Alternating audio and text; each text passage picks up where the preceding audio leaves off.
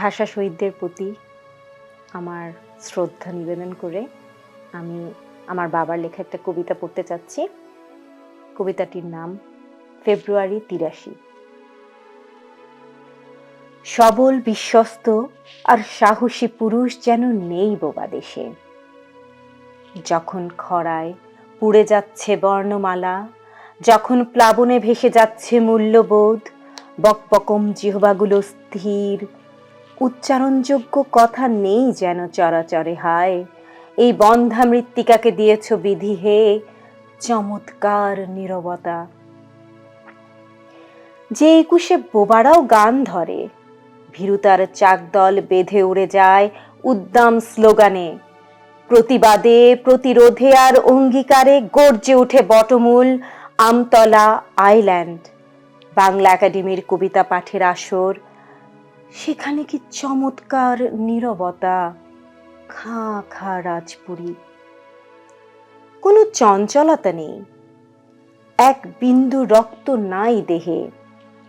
এই দিনে কানে কানে কথা এত বেশি বেমানান, তবু আছে শুধু কানাকানি।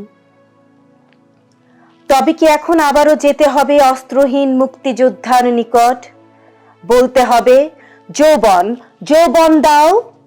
তবে কি এখনো আমাদের বোবাময়তায় সৎ ও নির্ভীক নিবেদিত মুক্তিযোদ্ধা পূর্বের মতন দেবেন আশ্বাসবাণী?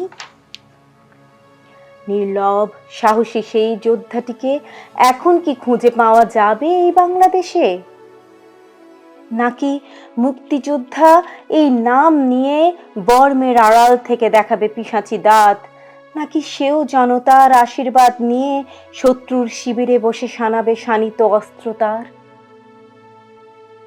ক্ষমতার এঁটো নিয়ে, ঝুঁটা নিয়ে, প্রসন্ন প্রসাদ ভেবে তারা কি এখনো নিজেরাই কামড়াকামড়ি করে?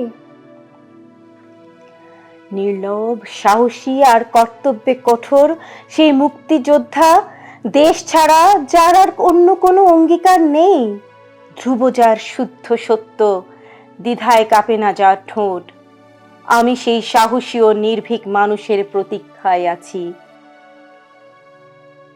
কৃষক যেমন খরায় আকুল হয়ে বৃষ্টির প্রার্থনা করে, শিশুরা যেমন জননীর দেহের উমের জন্য একা একা কাঁদে, ব্যগ্র প্রতীক্ষায় থাকে পরবাসী সন্তান যেমন বাড়ির খোঁজের জন্য শুধুই ঝিমোয়, আমিও তেমনি প্রতীক্ষায় আছি, প্রতীক্ষায় আছি, প্রতীক্ষায় আছি।